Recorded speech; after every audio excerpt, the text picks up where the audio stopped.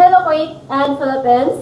Hello Middle East and hello world. Yes, nagbabalik yung ating kwentong ICSA kung saan matutunghayan nyo naman yung panibagong kwento ng mga students namin na nakapagtapos dito sa ICSA. So ngayon, tunghayan po natin kung paano nila sinimulan yung pag-aaral nila dito sa ICSA, paano nila tinapos, and yun, yung journey nila is i-share po nila yan sa inyo para at least mapapakinggan ninyo, mapapanood ninyo kung paano nila yun nasusurvive bilang isang mga students dito sa ICSA po. Hi, my name is Pooja Balmaskishore. Hi, my name is Christine Padilla. Yes. And so, Beta siya, unang question ko is, paano kayo napunta dito sa Kuwait? Sa akin po is, I went here just because of job. And I never think na magko-continue ako for school. But, yeah, that's it. I just found out about ICSA and continued. Sa iyo, ma'am? Sa akin po, ganun din. Nagpunta rin ako dito for job. And hindi ko din nakalain na mag-go through ako na maging isang working student dito. Ayan. So, sino yung inspiration ninyo para magtrabaho dito sa Kuwait? Kasi syempre ang layo ng Kuwait, di ba, sa Pilipinas. And isang napakalaking, parang, kung anong tawag dyan, yung sacrifice na malayo sa pamilya, di ba? True. For me, it's because of responsibility since I also have a child. So, yeah, single mom, I have to go far because if I stay in Philippines, I don't have anything to lean on. So, I only have to lean on myself. So, that's why I went here. Para sa akin, pangarap, pamilya, at responsibilidad bilang isang panganay. Ayan. So, parang ako yung naiiyak. Imagine ko yung mga reasons ninyo behind sa mga sinasabi nyo ngayon. Parang nakakaiyak na siya. So, ano yung nag-motivate sa inyo or nag-udyok sa inyo na para mag-aral ulit? Kasi syempre yung priority natin, bakit tayo nagpunta dito sa ibang bansa is trabaho para makapag-support sa family natin. So, paano siya naisipan na, kailangan ko mag-aral? Because sa side ko naman is because I want to strive more and I want to do something that parang more on parang I can also help like in the future, not only for the job but also for myself and also for my family.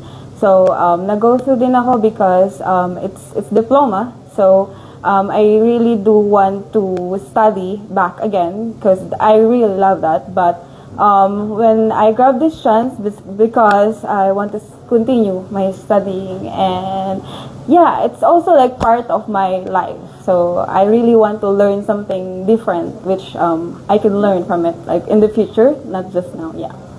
Okay, para sa akin,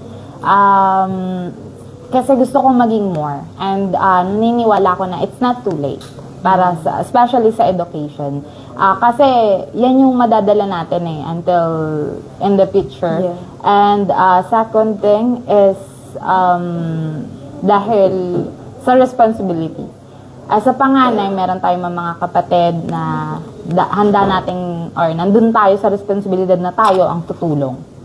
So, third thing, yan yung pangako ko sa bunsong ko kapatid at sa daddy ko bago sila mamatay, na gagawin ko yung best ko at gusto ko maging proud sila. Yes. So, bakit Diploma in Health and Social Care yung in-enroll niya? Kasi yan yung in-demand sa lahat, like international.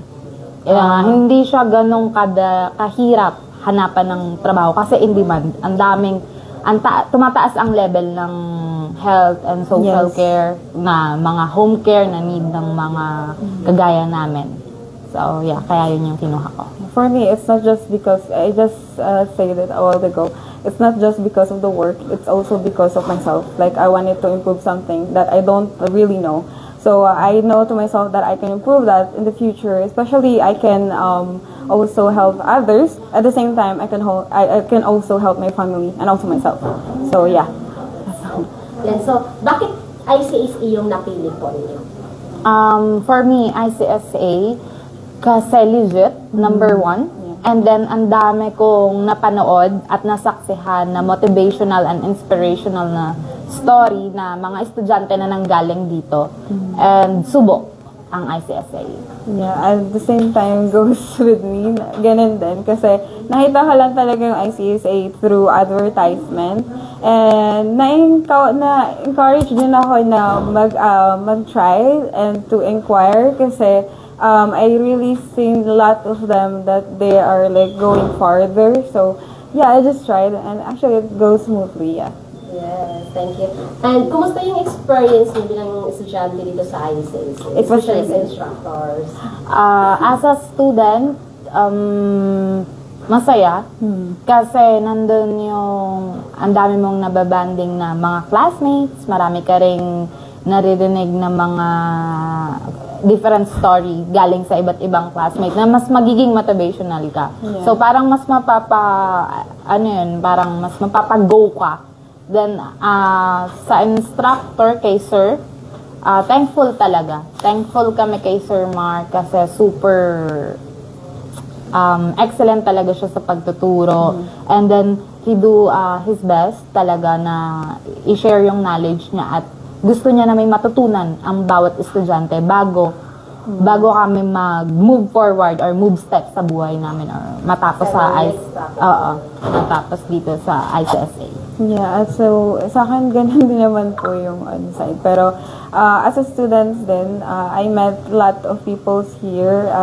But basically my friends, so basically they are my sisters now. So parang I met them through here. And that's the best thing that I could ever have, I guess. And especially for Mr. Kevin, he really does his best. Katapos, lahat siguro ng, kung kailangan niyang ulit-ulitin sa'yo, he will not stop until you get the knowledge that he wants you to give, you know. Ganun lang. Pero, all of it, like, it's really good.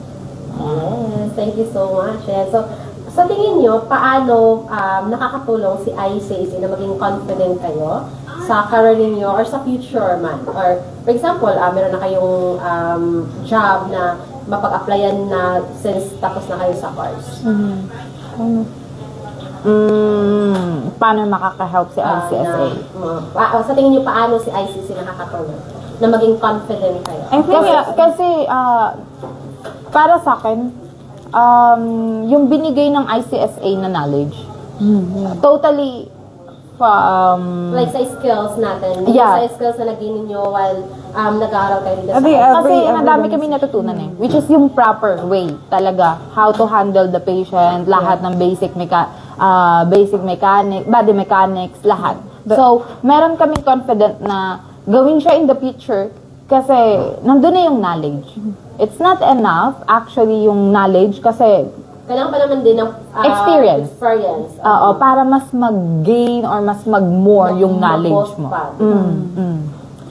Naka-help lang po talaga siya mostly into like doing the demonstration. Kung sa healthcare ka, sa demonstration, marami ka talaga matututunan kasi you have to know about the do's and don'ts. So, na-apply mo yan. So, kapag when it comes into situations na na-encounter mo yung ganun, alam mo kung alin yung hindi dapat at saka yung dapat gawin. So, which is, that's really part of it. And of course, the last question is, kung may mga kapwa kayong OFW or friends, colleagues na, or mga kaibigan nga, na nangangarap din na makapag-aral ulit habang nagtatrabaho dito sa ibang bansa, ano yung maging advice ninyo sa kanila? Or ma-recommend nyo ba si ICSA sa kanila? For me, mara-recommend ko si ICSA, especially na-experience ko. And para sa mga kagaya ko na OFW na ayaw magpahuli and they want more, they want to be more, highly recommend yung ICSA. Hindi lang about na magigain ka ng knowledge, especially makaka-help to sa mental health ng isang OFW. Kasi nandun na tayo sa point na as OFW, may nararamdaman tayo na loneliness, tapos homesick. So, instead na mag-stay sila or ikulong nila yung sarili nila sa room or other things, Madadivert nila yung... madadivert nila kung if mapupunta sila dito or mag-aaral sila. Ayun, mas marami pa sila matututunan. Yeah, sa akin naman po is, if you're an OFW and you want to learn something new, or kung different man to sa path na kinuha mo, you should just at least try it. But if you're like into, I guess, for a career thing and you want to strive more harder, I think you could go through it.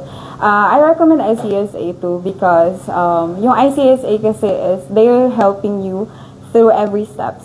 So especially they're offering diploma and it's like a UK diploma. So yun din yung nag-encourage sa akin to apply because it's like 120 units, ma'am, right? Yes, yeah, so that's why na-encourage din talaga ako na mag-enroll. And I think this is something productive, not just mentally, but like physically. You're just going here and you're gaining knowledge, and that's a really good thing for you as an OFW, and unless like staying at home doing nothing, right? So parang mas maganda na nagre-rest ka, and at the same time merong sa'yo pumapasok na knowledge na may apply mo lang sa sarili mo, hindi lang din naman like parang knowledge just for you for the career. No, it's a knowledge for the whole you, and also for the other person or for the future that you can apply, and you know to yourself that you can do something more in the future. So yes. At iba rin kasi pag sinasabi mo na nakapag-aral ka, kumbaga na-fulfill mo yung sarili mo. Alam mo sa sarili mo na na-achieve mo yung mga dreams mo in life. Although, wala pa naman tayo sa tuktok ng level na naabot na natin yung mga pangarap natin. At least, yung stepping stone na pagsimulan na natin. Oh, yes. Diba? At least nag-move forward ka. Yes.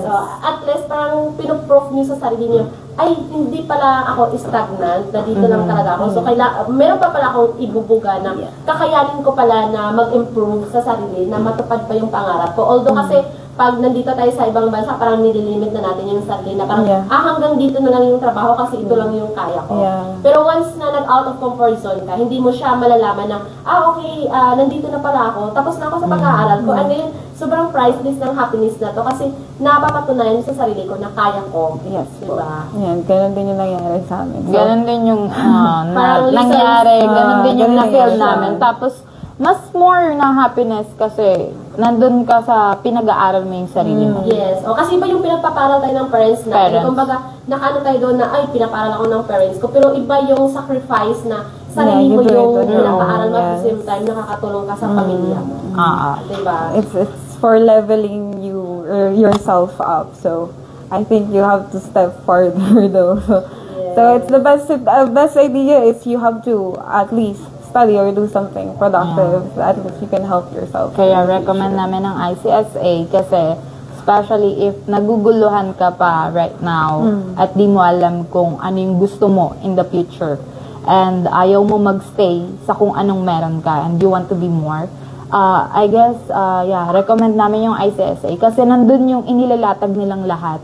Tapos sasabihin nila yung mga like, kapag pinasok mo to, ganito, ganyan yung mangyayari. Like, hinihimay mo yung every, kumbaga, binibigyan kayo ng idea. Guidelines. Guidelines. Hanggang sa magkakaroon ka na, mapapaisip ka na, tatry mo siya. Kasi parang, ang nandun din ako sa masasabi ko na ICSA is, gusto kanyang maging more. Gusto kanyang maging, stable in the future. Magkaroon ka ng maganda in the future. Yes. Kasi dito kami sa ICSA, yung ginagawa talaga namin sa mga students namin, yung success ninyo. Kasi kung nakikita namin yung mga students namin na nagiging successful sila in the future, success din namin yun. Kasi part kami ng journey ninyo kung paano siya sinimulan yung pangarap ninyo na matupad yun. Yes. So, sobrang, kasi sa 25 years ni ICSA, ang dami ng mga students na nakapagtapos and isa ako sa nakakita ng learning journey nila dito sa ICSA kasi ako yung nandito, minsan, di ba, nakikita ko kayo, nagla-live ako dun sa classroom ninyo. Nakikita ko yung mga hirap nila, minsan magkikwento ng yung experience, yung gano'n. Actually, yung level na, okay, hindi lang tayo sa, kayo yung nasa admin, kami students, yung communication ba is solid. Kasi minsan nag-open up na ng mga problems or anything. Pero bakit ako yung nag-aaral dito, nagdadrama? So, ayan. So, thank you so much everyone sa panonood nyo dito sa aming kwentong ICSA. And thank you so much sa mga madadang. Thank you so much, ma'am. Thank you so much, ICSA. Ayan, so, sa mga gusto mag-inquire, so meron nakapin dito na number po, no? Pwede nyo kaming i-message directly sa aming WhatsApp number. +96599302850. Yes.